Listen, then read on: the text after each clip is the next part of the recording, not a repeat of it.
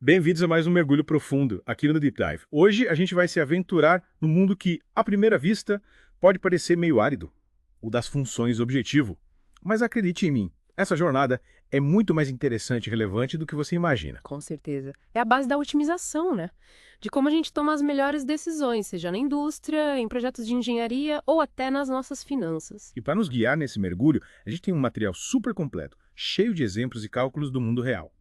A primeira coisa que me chamou a atenção foi o desafio de transformar objetivos da vida real em problemas matemáticos, sabe? Sim, total. É como traduzir algo subjetivo, tipo, quero um produto de alta qualidade, numa equação, algo preciso que a gente possa de fato otimizar. E é aí que entram as funções objetivas. Exato. Elas nos dão uma forma de medir o que a gente está buscando. É como mirar num alvo.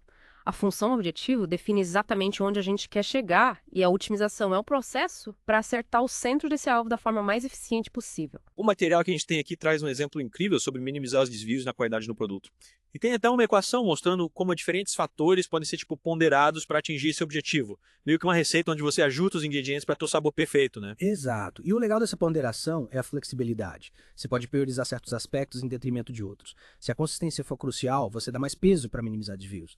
Mas se o custo for um fator determinante, você ajusta os pesos para equilibrar qualidade e preço. Isso me lembrou do exemplo 3.1 do material, que fala de uma planta química que produz vários produtos. Tem até um diagrama de fluxo com as matérias-primas, os custos e os produtos finais. Parece bem complexo à primeira vista. É complexo, mas é aí que a gente vê a força das funções objetivo. Nesse caso, o objetivo é maximizar o lucro, certo?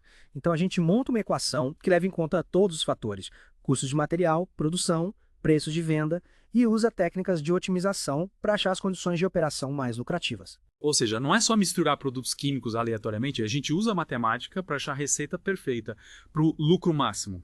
Tô começando a entender como isso se aplica em tantas áreas diferentes. Com certeza. Esse E é que o- tal mudarmos um pouco o foco agora? Vamos dar uma olhada no exemplo 3.2, que foca nos custos de capital para construir um vaso de pressão cilíndrico.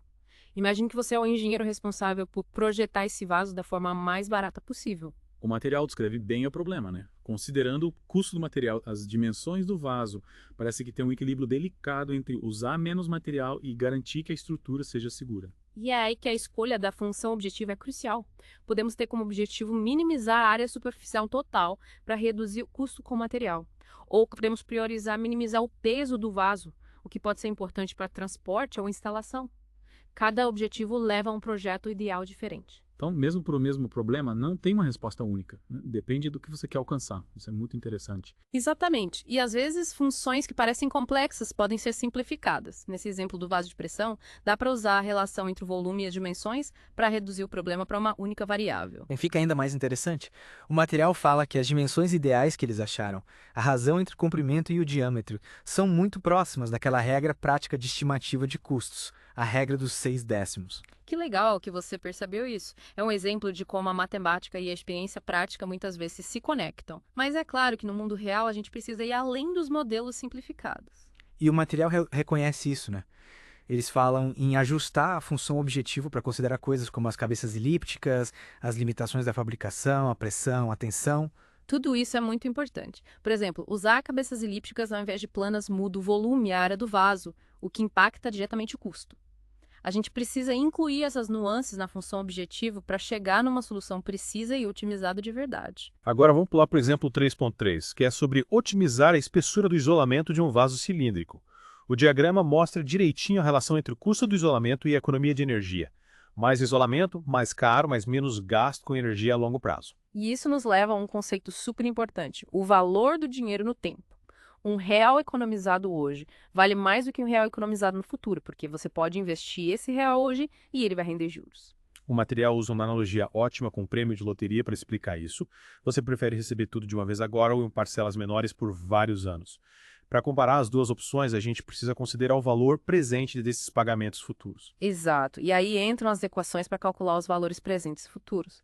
O material até tem uma tabela com valores para a fração usada nesses cálculos, com base na taxa de juros e no número de anos. É tipo uma cola para cálculos de viagem no tempo, né? Falando em cálculos, o exemplo 3.4 mostra como calcular o tempo para quitar um empréstimo usando esse conceito de valor do dinheiro no tempo. Um exemplo prático, né, mostrando como esses conceitos se aplicam no dia a dia. E ainda bem que a gente tem ferramentas como o Excel para ajudar com os cálculos. Não precisa ser nenhum gênio da matemática para tomar decisões financeiras mais inteligentes. Isso me leva direto para o exemplo 3.5. A gente compara diferentes tipos de ânodo que estão usados em processos eletroquímicos com base no valor presente. Mais um exemplo de como o valor do dinheiro no tempo entra em jogo quando a gente compara opções com diferentes custos e vida útil. E para tornar essas comparações ainda mais robustas, a gente precisa entender as diferentes medidas de lucratividade, né? O material apresenta as mais comuns: período de payback, retorno sobre o investimento, valor presente líquido, taxa interna de retorno.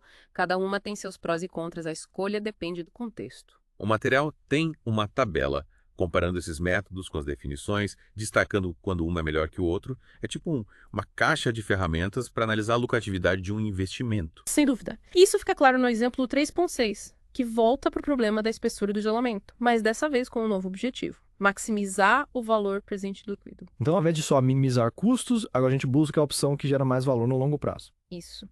E como o material mostra, otimizar por valor presente líquido geralmente leva a uma solução diferente daquela que só minimiza custo. Os dados ajudam a gente a entender como a espessura ideal do isolamento muda quando a gente considera o valor do dinheiro no tempo.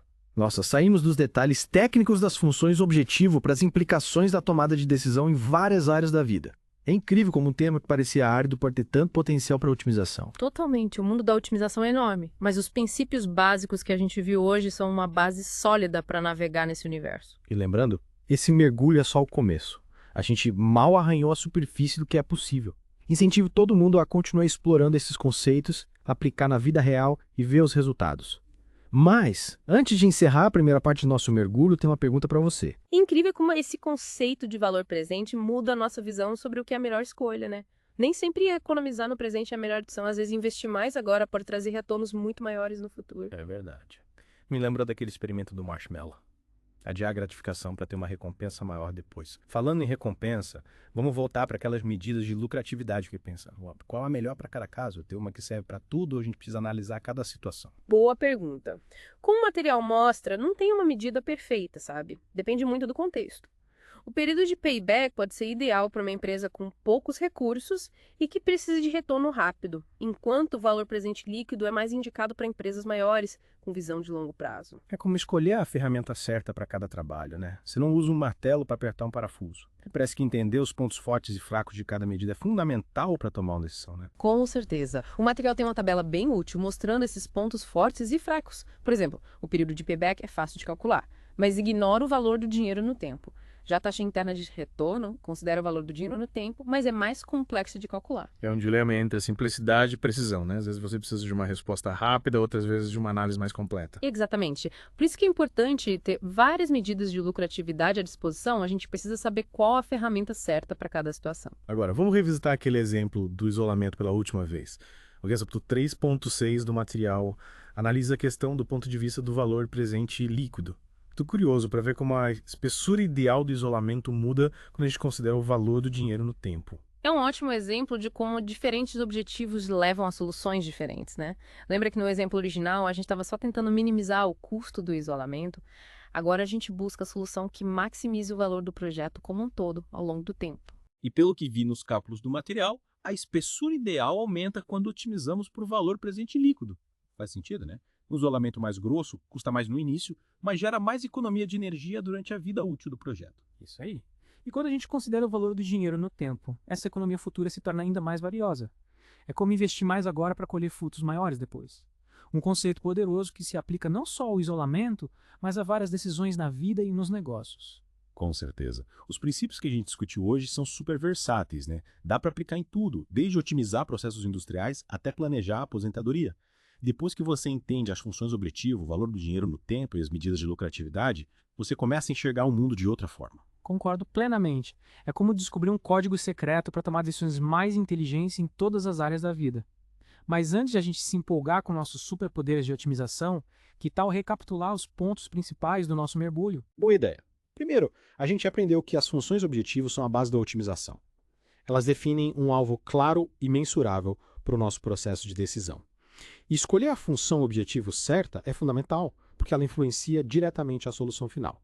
Objetivos diferentes, resultados diferentes. A gente também explorou o conceito de valor do dinheiro no tempo, que nos ensina que R$1 hoje vale mais que R$1 amanhã. Esse princípio é essencial para decisões financeiras. A gente precisa considerar o valor presente dos fluxos de caixa futuros ao comparar diferentes opções. E para analisar essas opções, a gente tem várias medidas de lucratividade, cada uma com seus prós e contras, né?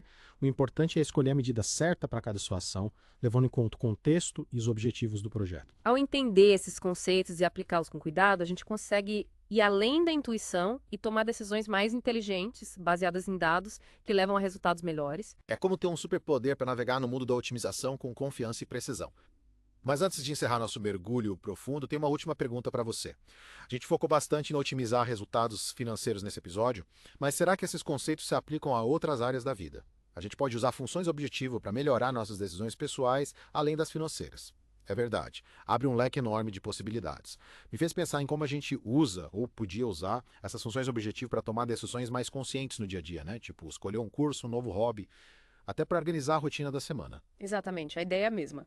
Definir o que você quer, quais fatores são importantes para você e como cada opção te ajuda a chegar lá. Pode ser algo simples, tipo escolher o que fazer para o jantar. Seu objetivo pode ser uma refeição saudável, rápida e que use o que você já tem na geladeira. Aí cada receita vira uma opção, com seus pesos, né, de acordo com esses critérios. Nossa, faz todo sentido. Nunca tinha pensado em usar funções objetivo para algo tão no dia a dia. Mas sabe que me veio um questionamento agora. A gente falou muito de otimizar finanças, processos industriais, mas e a ética? Será que usar essas ferramentas pode acabar prejudicando outras pessoas ou o meio ambiente? Essa é uma pergunta muito importante, e é aí que entra o bom senso, a consciência crítica. Funções objetivos são ferramentas poderosas, mas elas refletem os valores de quem as define.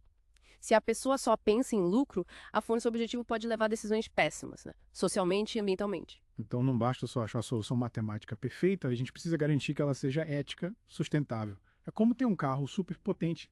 Se você não souber dirigir, pode causar um acidente. Perfeito. A otimização em si não é o objetivo final, mas uma forma de alcançar algo que seja bom para todos. A gente precisa pensar no impacto a longo prazo das nossas decisões, considerar todas as partes envolvidas. Esses conceitos me fizeram pensar em como a gente toma decisões no automático, sabe? Sem analisar direito os objetivos, as opções, as consequências. Esse mergulho me deu ferramentas para ser mais consciente, mais estratégico, tanto na vida profissional quanto na pessoal. Que bom ouvir isso. E lembre-se, a jornada não termina aqui. A cada decisão a gente pode aplicar esses conhecimentos, ajustar nossas funções, objetivo e buscar soluções cada vez melhores e mais justas. É isso aí. Espero que esse mergulho profundo tenha inspirado nossos ouvintes a usar essas ideias para construir um futuro mais otimizado, ético e sustentável. Agradecemos a companhia e até a próxima.